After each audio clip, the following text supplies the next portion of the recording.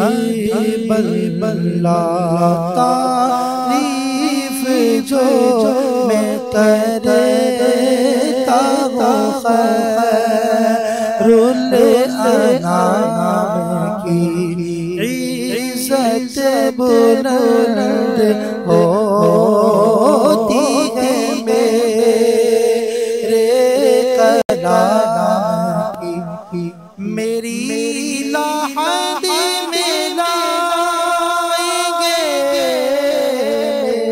میری لاحد میں لائیں گے تشریف مصطفیٰ عادت بنا رہا درود سلام کی عادت بنا رہا درود سلام کی صلی اللہ علیہ یا رسول اللہ وسلم علیہ یا حبیب اللہ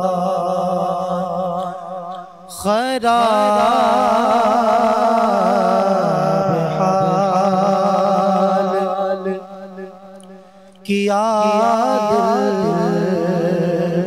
کو پرملال کیا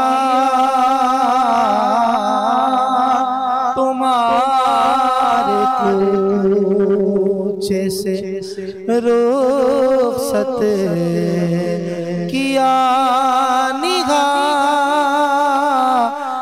کیا تمہارے کوچے سے رخصت کیا نگاہ کیا ابھی تو چمن میں تھے جگہ جگہ ناگاہ ابھی تو چمن میں تھے جگہ جگہ ناگاہ یہ کیسا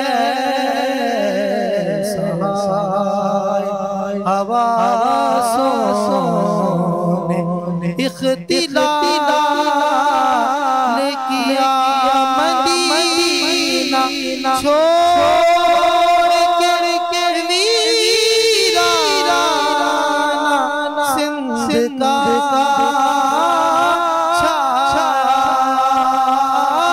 مدینہ چھوڑ کر ویرانہ سندھ کا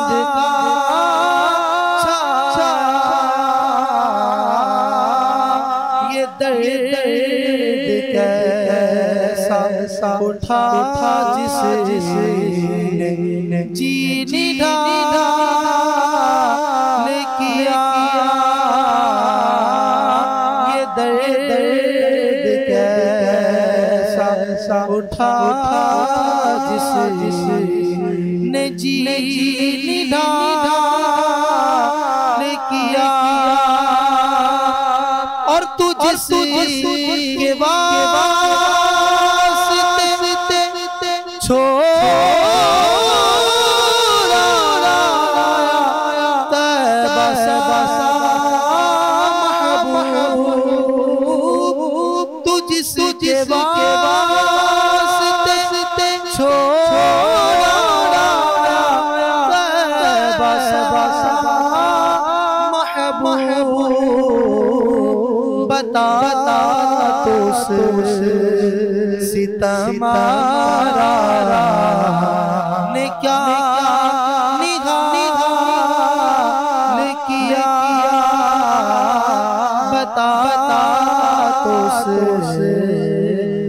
ستمارا نے کیا نگاہ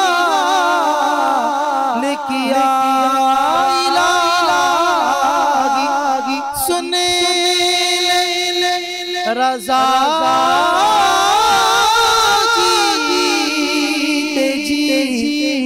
کہ مولا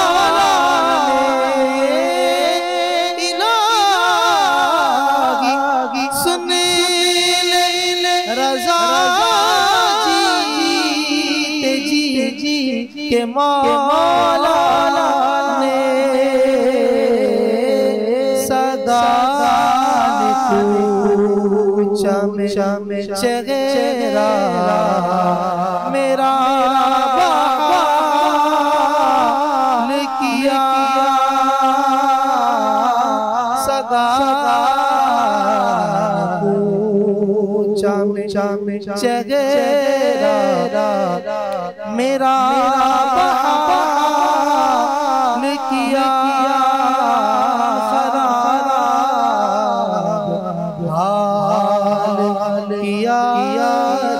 دل کو پرملال کیا تمہارے کچھ رخصت کیا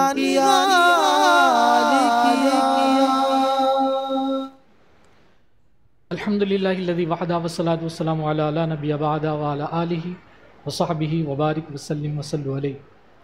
مرکزی خانقاہ طارق جہانگیری انٹرنیشنل نارتھ کراچی پاکستان سے ولی کامل شیخ المشائخ حکیم صوفی شیخ طارق احمد شاہ عارف عثمانی حسنی قادری سہروردی چشتی قلندری ابوالعلائی جہانگیری شتاری مداروی شاذلی دامت برکات میں قدسیہ کے ہمراہ رمضان مبارکہ کی خصوصی ٹرانسمیشن جواہر رمضان کے سیزن 4 کی آج 13ویں نشست کے اندر حاضر خدمت ہے۔ قبلہ میاں حضور دامت برکات میں قدسیہ کی بارگاہ میں السلام علیکم ورحمۃ اللہ۔ میاں حضور الحمدللہ سلاسل سے متعلق ہماری آپ گفتگو فرما رہے ہیں۔ آج جو ہے اس سلسلے کے اندر روحانیت میں چلہ کشی کی ضرورت و اہمیت کیا ہے اس کے متعلق آگاہ فرمائیے۔ اس کے علاوہ کچھ خلفاء ہیں ان کے سوالات ہیں وہ بھی انشاءاللہ میں پیش کروں۔ بسم اللہ الرحمن الرحیم۔ سلاسل میں ریاضتیں، چلہ کشی، شغل، مراقبے، یہ سب تربیت کا حصہ ہیں، ایک بات۔ دوسری بات یہ کہ اذکار اور چلہ کشی یا مختلف صورتوں کی یا آیات یا اسما کی دعوت یہ انبیاء کا طریقہ رہا، اور تصوف جو ہے وہ گویا انبیاء کی پیروی کا ہی نام ہے۔ بس فرق اتنا ہے کہ چلہ کشی جو ہم کرتے ہیں اس سے مراد یہ ہوتی ہے کہ ہم جو اس کی روحانیت کو اخذ کریں۔ مثال کے طور پر اللہ تبارک و تعالی نے مختلف امور پر فرشتوں کو مامور فرمایا ہے، تو کچھ فرشتے ایسے بھی ہیں جو عشق و مستی سے سرشار ہیں، اور وہ بارگاہ الہی میں مقرب ہیں، قرب میں ہیں۔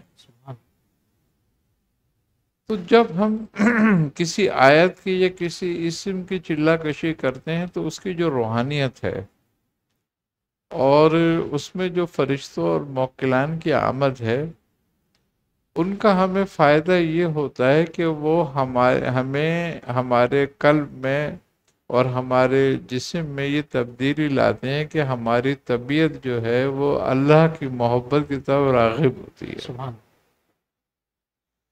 دیکھیں جیسے کلام الہی کا اثر ہے جی، کہ مثال کے طور پر کسی کے دل میں حب پیدا کرنا، آپ پڑھ کر کرتے ہیں نا، دم کرتے ہیں کسی چیز کو کھلا دیتے ہیں اس کے دل میں محبت پیدا ہو جاتی ہے۔ صحیح کسی دل میں عداوت کرنا، صحیح کسی کو کسی بات کے لیے راضی کرنا، کرتے ہیں نا دم درود سے آپ یہ کام۔ تو اسی طریقے سے اذکار اور چلہ کشی یا دعوت کا مقصد یہ ہوتا ہے کہ وہ فرشتے مانوس ہو جائیں ہم سے جو اس آیت و صورت کے ہیں، تاکہ ہمارے دل میں اللہ تعالیٰ کی محبت جاگ جائے. اور ان کا کام یہ ہوتا ہے کہ وہ ہمیں اللہ تعالیٰ کی محبت کی طرف راغب کریں. ہمارے جسم میں، ہمارے قلب میں یہ تبدیلی آتی ہے کہ ہمیں خصائل رذیلہ سے بیزار کریں اور ہمارے اندر صفائی پیدا کریں، اور اس صفائی باطن میں خصائل رذیلہ کو نکال دیں اور اس میں خصائل سہلہ کو پیدا کر کے اس میں استقامت دیں. یہ سب کے سب جو ہے ایک روحانیت پہ معمور ہے، اور ان سب پہ روحانیت معمور ہے. اللہ علیم اور قدیر ہے، وہ جاننے والا ہے، وہ قدرت والا ہے، مگر اس نے کرام الکاتبین مقرر کیے ہیں سبحان لکھنے کے لیے. اسی طرح اللہ تبارک و تعالی قرآن کریم میں فرماتا ہے کہ کل نفس لما علیہا حافظ، کہ کوئی ایسا نفس نہیں جس پہ محافظ نہ ہو.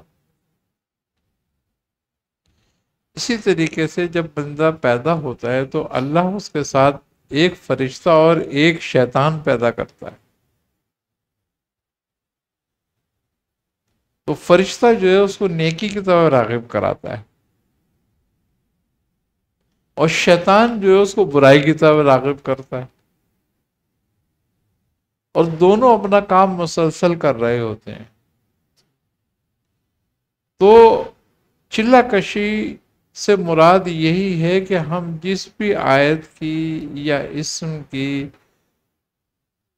یا صورت کی کوئی چلہ کشی یا دعوت کرتے ہیں یا دعوت دیتے ہیں، پڑھائی کرتے ہیں، تو اس پہ جو مامور فرشتے ہیں وہ ہماری اس راستے میں معاونت کرتے ہیں اور ہمیں درجات کی بلندی کے لیے وہ ہمارے معاون ہوتے ہیں. اچھا، اب چونکہ وہ بارگاہ الہی سے اسی لیے مقرر کیے گئے، اب جو کام جن کے سپرد کیا گیا ہے، جیسے کہ مثال کے طور پر حضرت جبرائیل علیہ السلام ہے جی، اب ان کا اصل اگر نام دیکھا جائے تو عبداللہ ہے. سبحان. تو ان کا کام کیا ہے؟ ان کا کام انبیاء تک اللہ تعالیٰ کی پیغام رسانی کرنا ہے. ایک دوسرا کام ان کا ہے ہوائیں چلانا.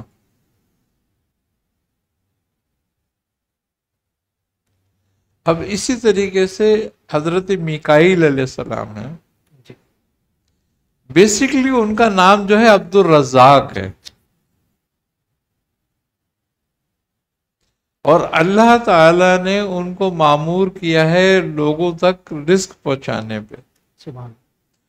اور بارشیں برسانے پر، تاکہ زمینیں ہری ہوں اور آباد ہوں.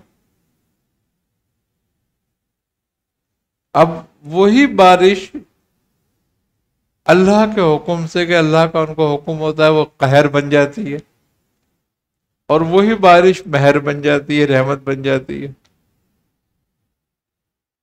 اسی طریقے سے حضرت اسرافیل علیہ السلام ہے، ان کا نام عبد الخالق ہے، اور ان کا کام کیا ہے؟ اب ان کی ڈیوٹی ہے روح پھونکنا اور سور پھونکنا. اسی طرح اسرائیل علیہ السلام ہے، ان کا بیسیکلی جو نام ہے وہ عبد الجبار ہے، اور ان کا کام ارواح کا قبض کرنا ہے. ایک کا کام کیا ہے؟ ارواح کا پھونکنا، صحیح. اور ایک کا قبض کرنا. صحیح. تو یہ مقرب اپنے اپنے کاموں پہ بارگاہ الہی سے کیے گئے. سبحان. تو جس طریقے سے ان کی یہ کام ہے، اسی طریقے سے اور ملائکہ کے بھی کام ہے، کہ کوئی ملائکہ سجدے میں ہے، کوئی قیام میں ہے، کوئی رکوع میں ہے، سبحان. کوئی اللہ کے نام لے کے اس کے عشق میں شرشار ہے، جذبہ مستی میں ہے وہ. سبحان. تو دعوت دینے کا مقصد یا عمل چلے کاٹنے کا مقصد ان کو مانوس کرنا ہے اپنے آپ سے. صحیح. ہماری روح جو ہے وہ اس طرح مانوس ہو، اس میں نور پیدا ہو اور یہ اپنے کام کو پہچانے. تو اب ہم چلے سے کیا کام لے رہے ہیں؟ عملیات کا. عملیات میں فرشتے نہیں آتے، صحیح. عملیات میں جنات اور شیاطین کار فرما ہوتے ہیں. کیوں؟ کہ عملیات کا تعلق عالم ناسود سے ہے. عالم ناسود عالم اسفل ہے.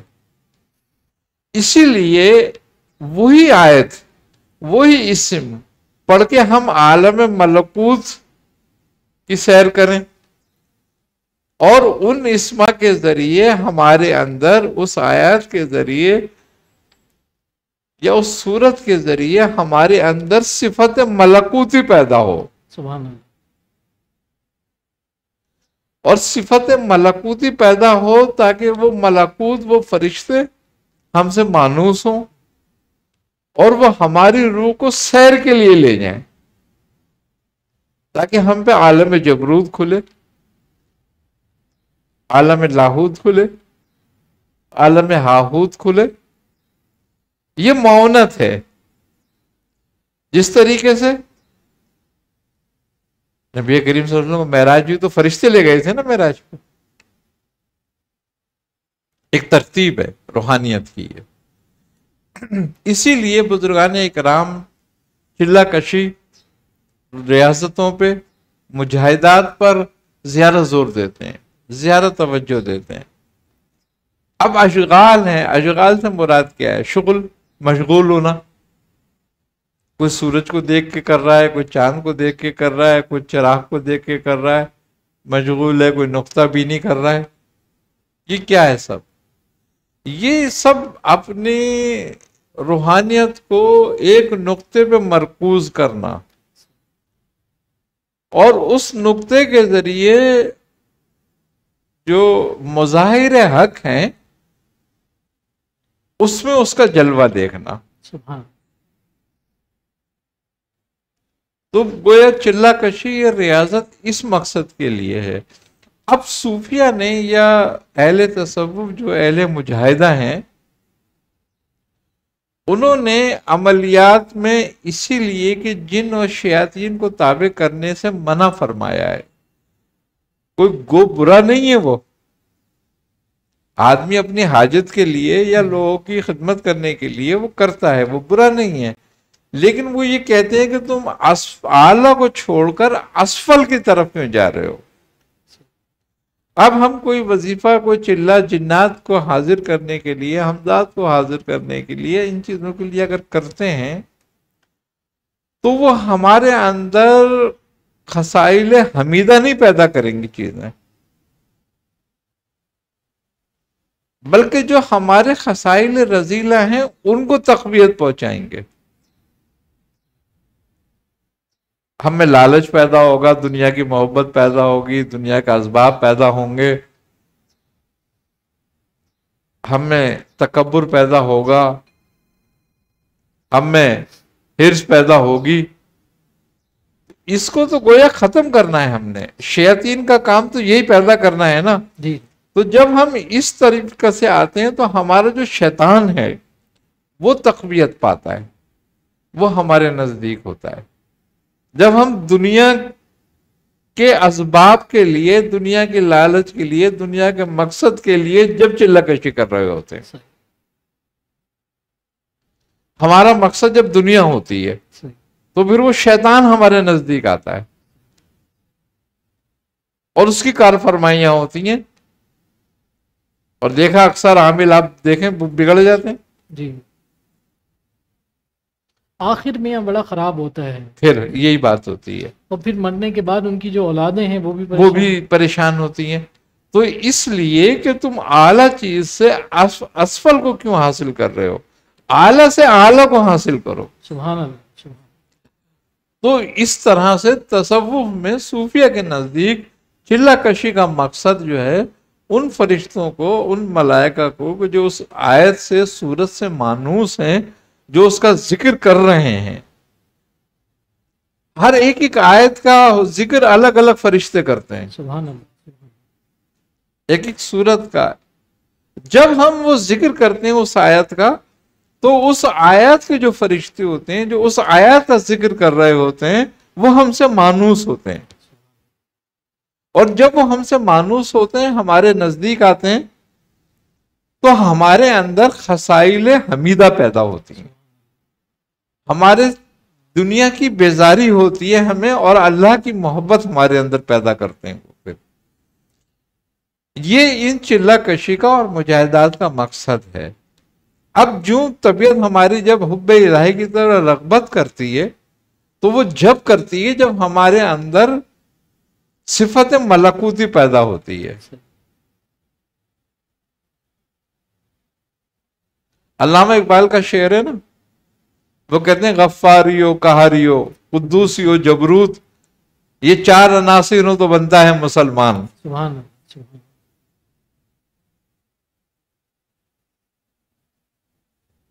غفاری سے مراد رحم دلی،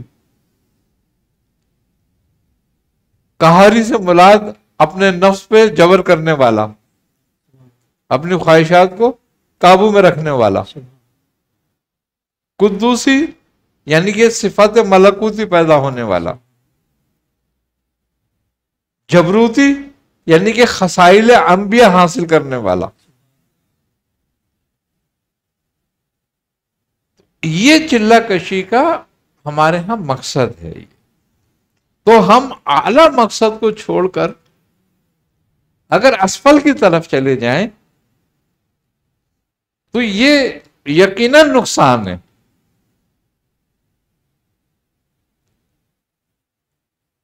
تو اس وجہ سے اہل تصوف یا اہل مجاہدہ یا اہل سلوک جو ہے، عملیات میں اس طرح کی عملیات سے وہ ناپسند کرتے ہیں.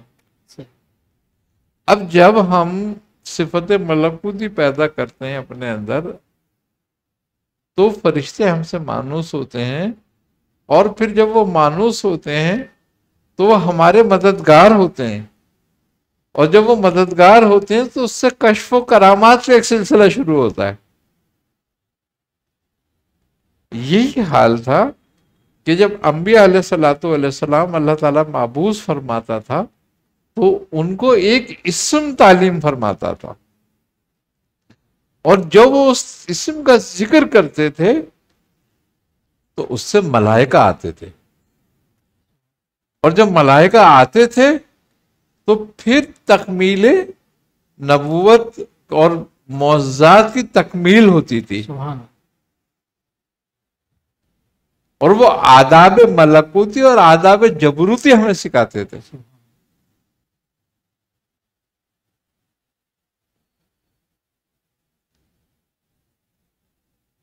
اب اللہ تعالیٰ قرآن میں کہتا ہے نا کہ اور انسان کی کیا حیثیت کہ ہم اس سے بات کریں، مگر فرشتے کے ذریعے یا حجاب کے ساتھ.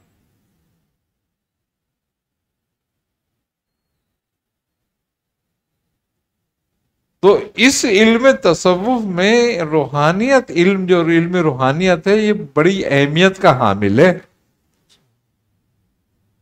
اس کے بغیر تکمیل تصوف یا مجاہدات نہیں ہوتی.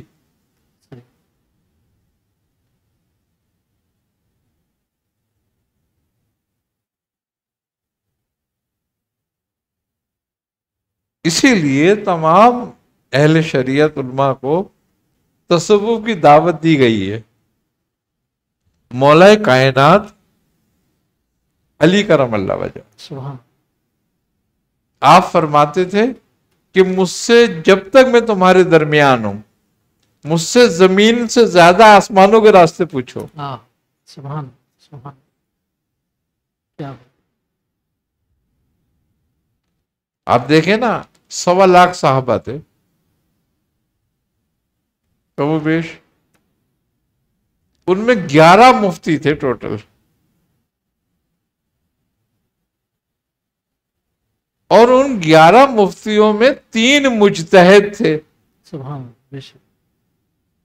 اور خوبی کی بات یہ تھی کہ جب صحابہ کو کوئی مسئلہ پیش ہوتا تھا تو وہ مفتیان کے پاس جاتے تھے، جبکہ خود صحابی رسول تھے. جی. لیکن جب مفتیان کو کوئی مسئلہ درپیش ہوتا تو مجتہدین کے پاس جاتے تھے. سبحان اللہ. اور خوبی کی بات یہ ہے کہ جب مجتہدین کو کوئی مسئلہ پیش ہوتا تو مولا کائنات علی کرم اللہ وجہ کے پاس جاتے. سبحان اللہ. کیوں؟ کیونکہ منبع علم روحانیت تھے.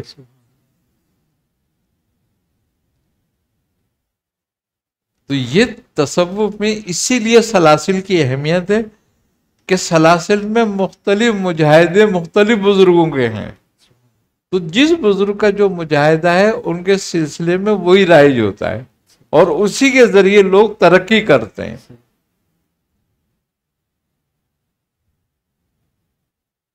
جب یہ اب سلسلے کے اندر کسی کی رغبت جو ہے، آپ نے فرمایا تھا کہ مختلف ہمارے سلسلے کے اندر بزرگوں کا فیض موجود ہے، تو ہر ایک سے جو ہے وہ اکتساب کرتا ہے.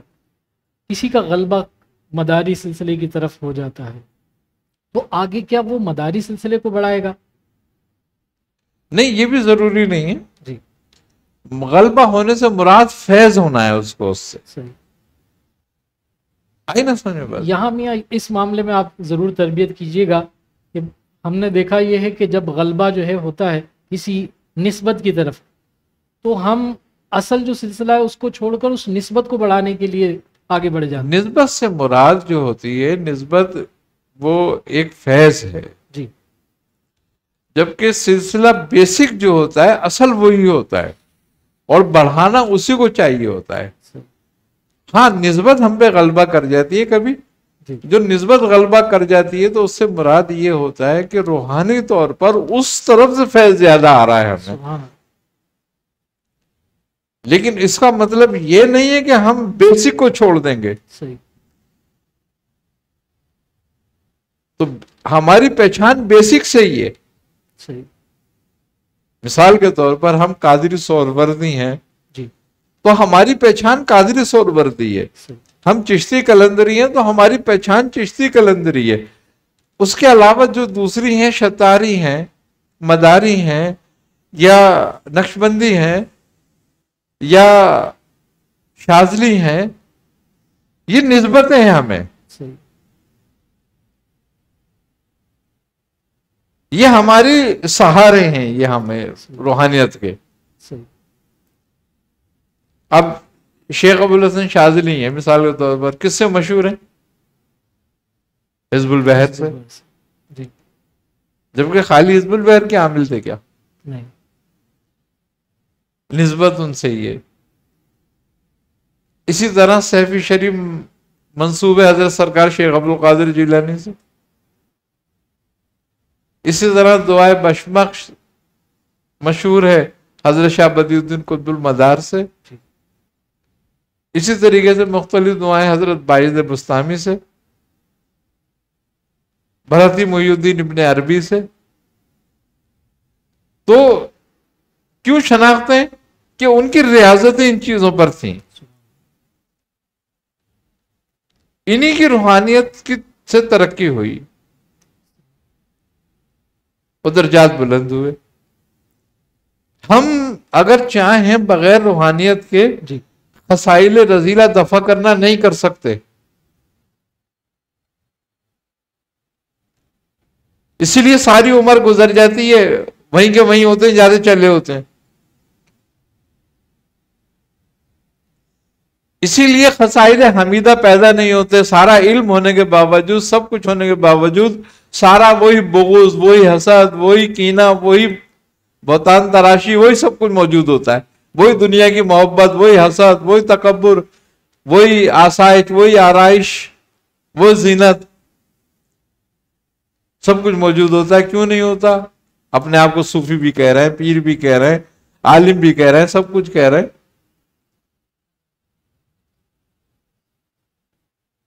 لیکن ہے مبتلا اسی غلاظت میں.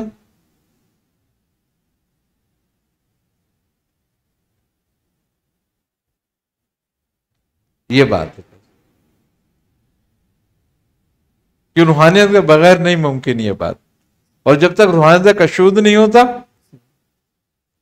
جب تک اس کا سلسلہ بھی آگے نہیں بڑھتا. کیوں بزرگوں نے کشود کے لیے پوری پوری کوششیں کریں، اپنی زندگی وقف کر دیں کہ کشود ہو جائے. کشود سے مراد کیا ہے؟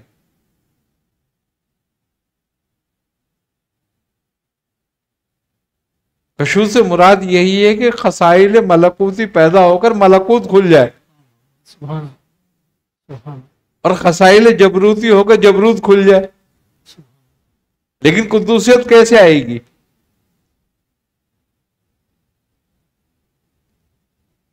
ترقی تو شیطان کو ہو رہی ہے.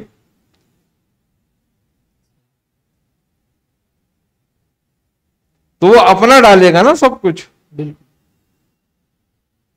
وہ اپنا حصہ ڈال رہا ہے، برابر ڈال رہا ہے. فرشتوں کو ترقی ہوگی تو فرشتہ ڈالے گا اپنا حصہ.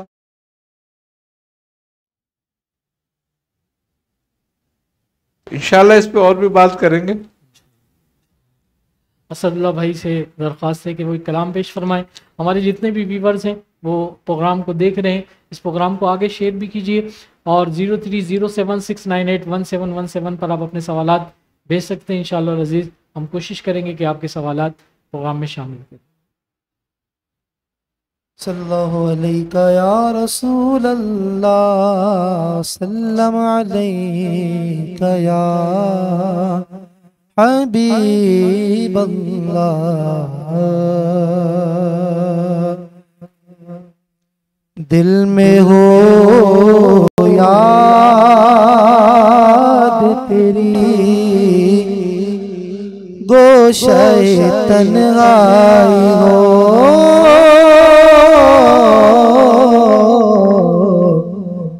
دل میں ہو یاد تیری، گوشہ تنہائی ہو، دل میں ہو یاد تیری، گوشہ تنہائی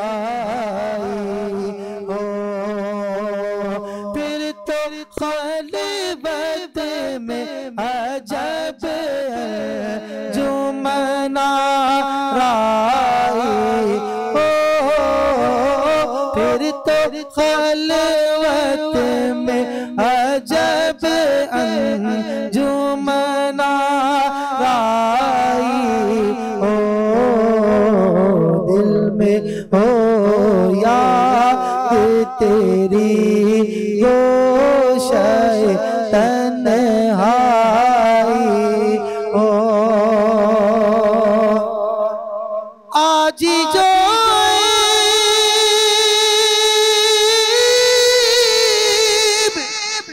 کسی پر نہیں کھلنے دیتے، آج جو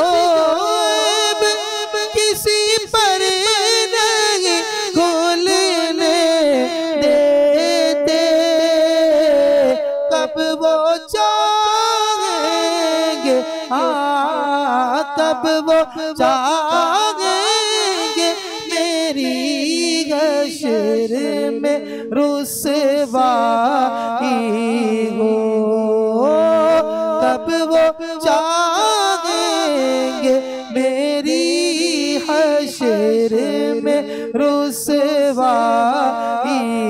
ہو، دل میں ہو یاد تیری، گوشہ تنہائی ہو، دل میں ہو یاد تیری، گوشہ تنہائی ہو. پھر تو خلوت میں عجب جو منارائی ہو، پھر تو خلوت میں عجب جو منارائی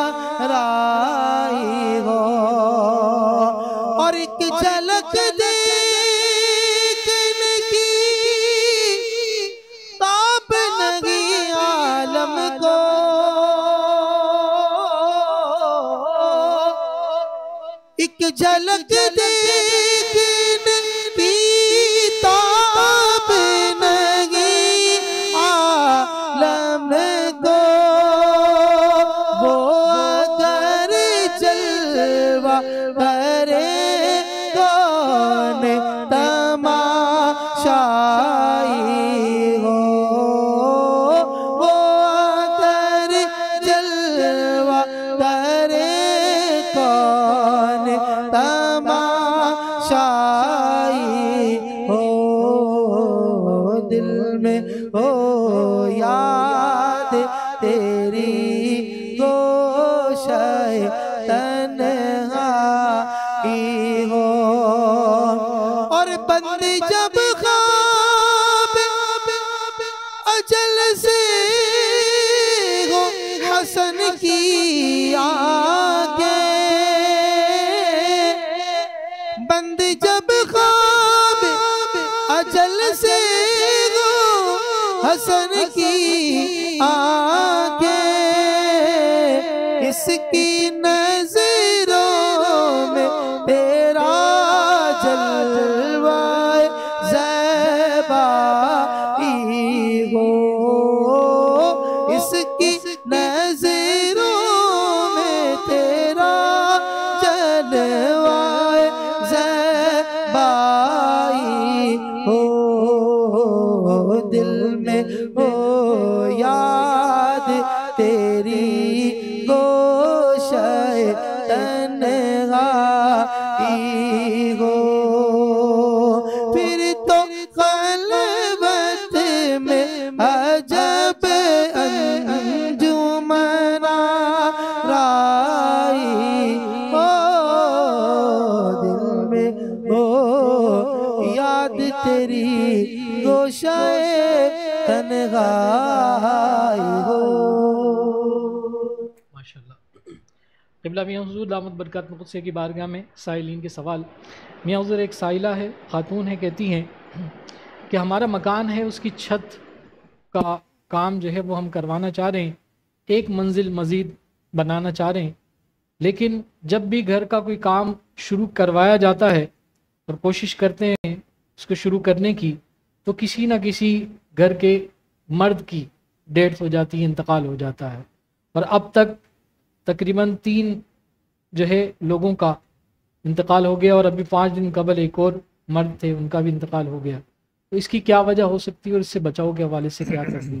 جناتی معاملات ہیں یہ، وہاں پہ جناتوں کا بسیرا ہے، یا ان کا خاندان یا کوئی قبیلہ رہتا ہے جو پسند نہیں کرتے وہاں چھت ڈالنے کو، صحیح، تو اس کی وجہ سے یہ بات ہے، تو ان کو چاہیے کہ کسی اچھے عامل سے رجوع کریں، کسی سے رجوع کریں، کسی بزرگ سے رجوع کریں، صحیح، اور دوسری بات یہ ہے کہ سورہ عبس، صحیح، یہ 21 مرتبہ روزانہ سورہ عبس اور 7 مرتبہ روزانہ سورہ جن جی، کی تلاوت کریں، پانی پہ دم کر کے سب کو پلائیں، گھر میں اپنے چھڑکیں بھی، صحیح، لیکن یہ کسی سے رجوع ضرور کریں۔ ٹھیک ہے انشاءاللہ۔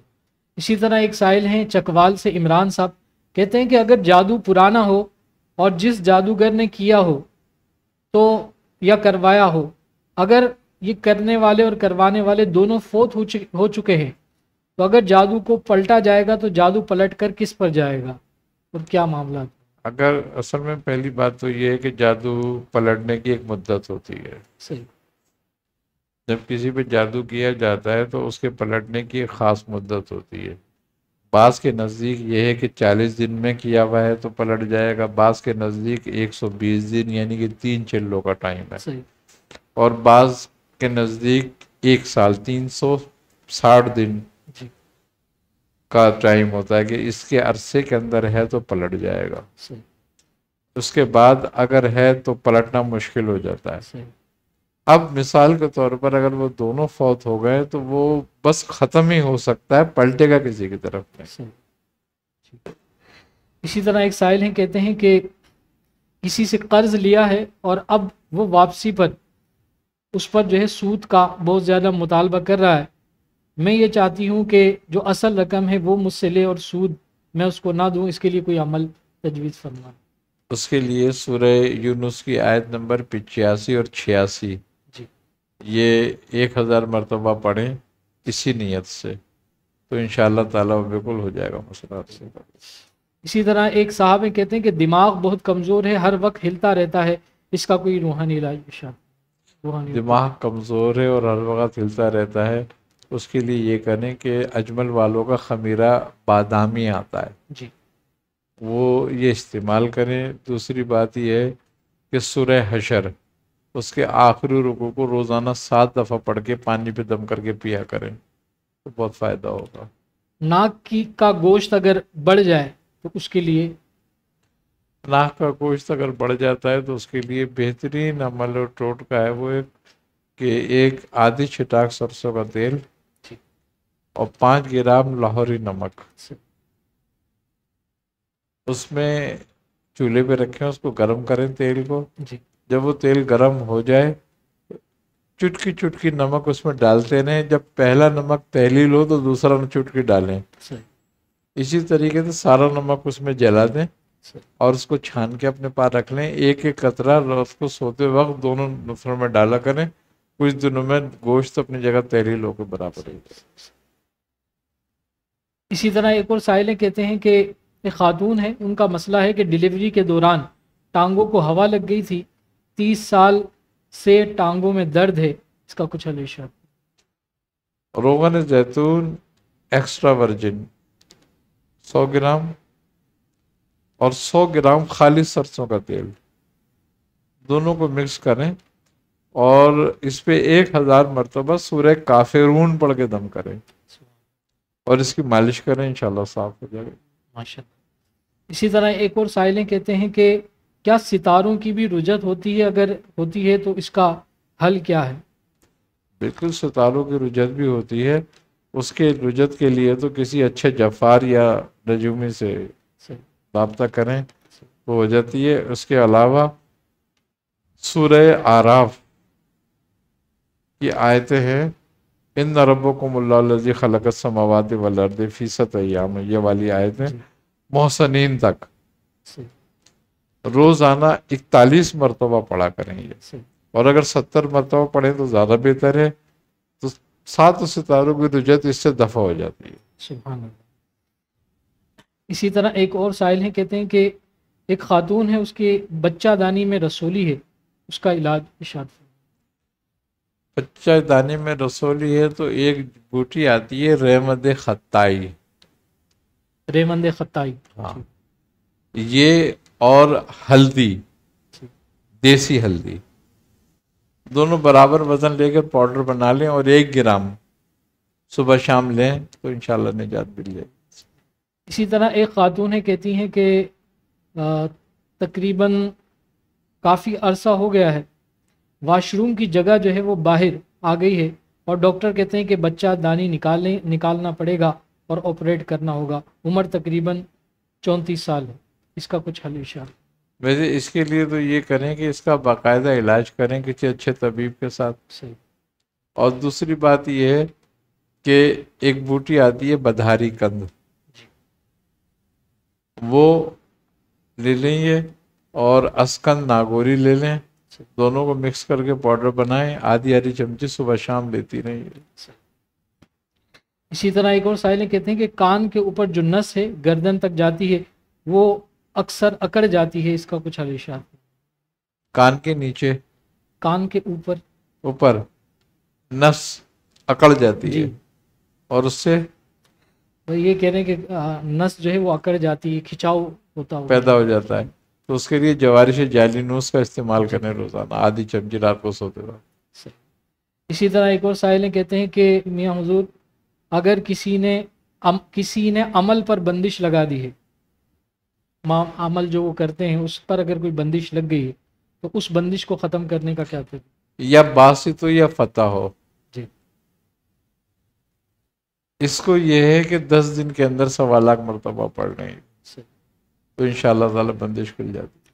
اسی طرح ایک سائل اماد نام ہے، خیبر پختونخوا سے ان کا تعلق ہے، کہتے ہیں کہ میں نے سورہ مزمل کے 2 عمل جو ہے مکمل کیے میاں حضور کی اجازت سے، اب میں تیسرے کے لیے بیٹھ رہا ہوں لیکن عمل میں استقامت نہیں ہو رہی، سستی اور رکاوٹیں کافی۔ اسی سورہ مزمل شریف کو پڑھ کے پانی پہ دم کر کے پیا کریں 11 مرتبہ صبح شام، تو انشاءاللہ استقامت ہو جائے گی۔ کسی بھی طرح کی محتاجگی سے حفاظت کا کوئی عمل؟ کسی بھی طرح کی محتاجگی سے حفاظت کا عمل بہترین ہے سورہ توبہ کی آیت نمبر 128، لقد جاءکم رسول من انفسکم، غفور الرحیم تک، رؤوف الرحیم تک، یہ رؤوف الرحیم تک پڑھیں اس کو روزانہ 92 مرتبہ، تو انشاءاللہ کسی قسم کی محتاجگی نہیں آئے گی۔ آخری سوال میاں حضور کی بارگاہ میں، فرزانہ بی بی ہیں، کہتی ہیں کہ میاں حضور کی بارگاہ میں میرا یہ سوال ہے کہ 12 سال شادی کو ہو گئے ہیں، ہمارے بچے معذور پیدا ہوتے ہیں اور ان میں تمام جسمانی بیماریاں ہوتی اور جسم پر پیدائشی کٹ زخم ہوتے ہیں اور پیدائش کے کچھ دیر بعد فوت ہو جاتے ہیں، اس کے متعلق؟ یہ ام الصبیان میں مبتلا ہے، مسان جس کو کہتے ہیں ام الصبیان، اس میں مبتلا ہیں، یہ اپنا باقاعدہ علاج کریں اور اس کے علاوہ 41 مرتبہ روزانہ سورہ طارق پڑھ کے پانی پہ دم کر کے پیا کریں گے۔ آخر میں میاں حضور کوئی اسم اس کی فضیلت و برکت؟ اسم اللہ تبارک و تعالیٰ کا یا قہر،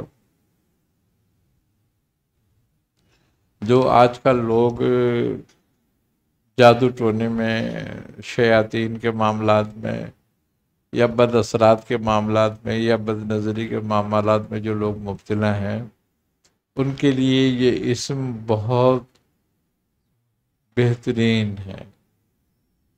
اس اسم کو اگر کوئی شخص اس میں مبتلا ہو جائے تو اس کو چاہیے کہ 1000 مرتبہ روزانہ اس اسم کو پڑھے، لیکن اس اسم کو پڑھے اس طریقے سے کہ ایک پانی کا ٹپ لے کے یا تشلے میں پانی رکھ کے اس میں پاؤں ڈبو کر پڑھا کرے، پانی اتنا ہو کہ اس کے پنجے ڈوب جائیں، تو اس اسم کو پڑھے اس نیت سے، تو انشاءاللہ تعالی اللہ تعالیٰ اس سے نجات دے دیتا ہے۔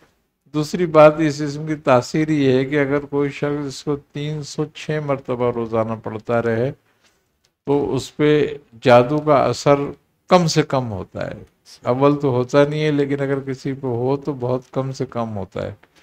دوسری بات یہ ہے کہ اس کا کوئی دشمن اس پہ غلبہ نہیں پا سکتا۔ تیسری بات یہ کہ جن کو بے برکتی کی شکایت ہوتی ہے،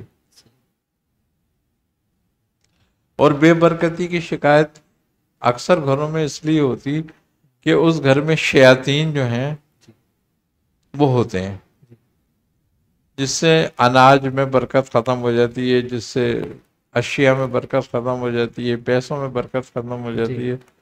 تو اس گھر میں اگر اس اسم کو پڑھا جائے تو یہ شیاطین وہاں سے دفع ہوتے ہیں اور وہ جو ہوتی ہے خیر و برکت ہونے لگتی ہے اس گھر میں۔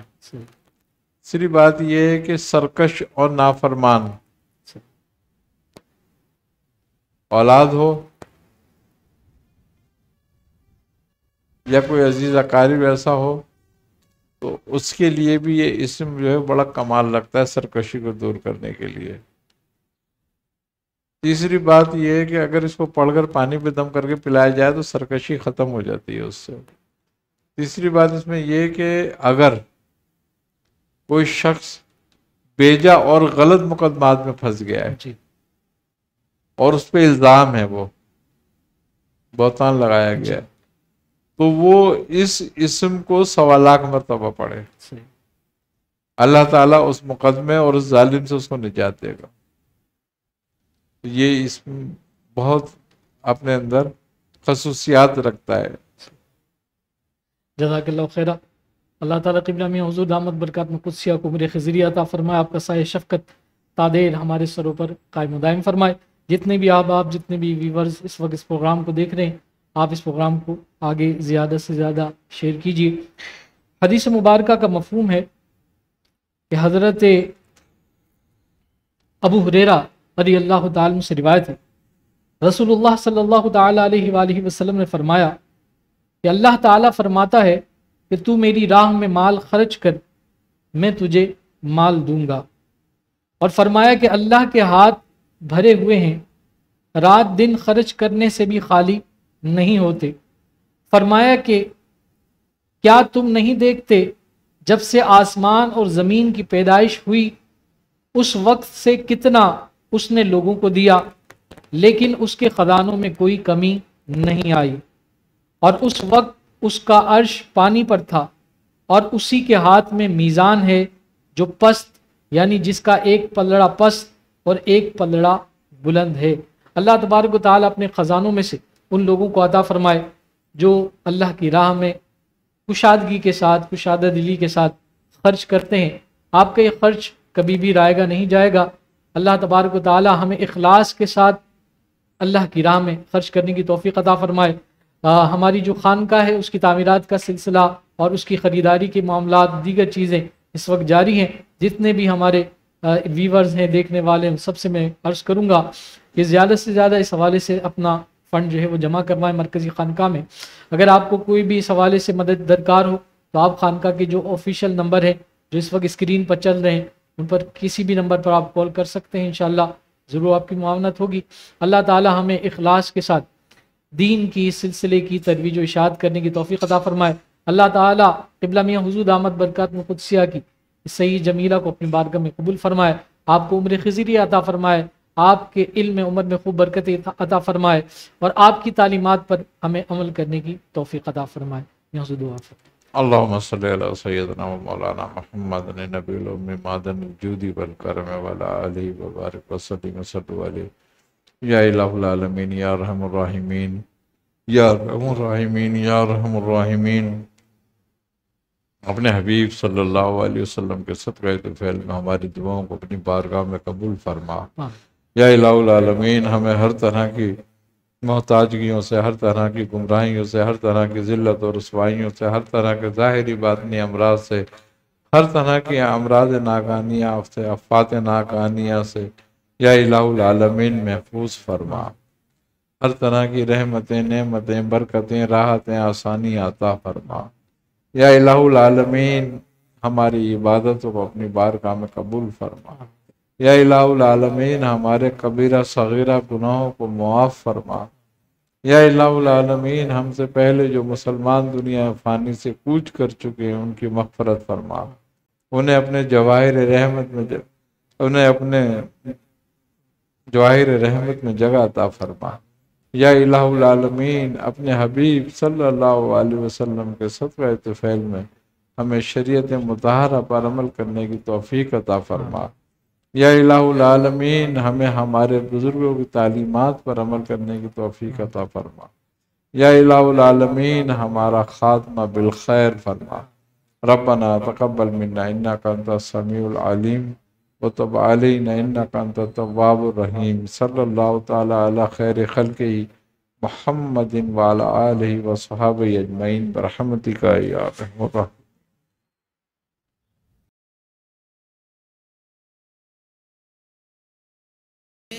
رمضان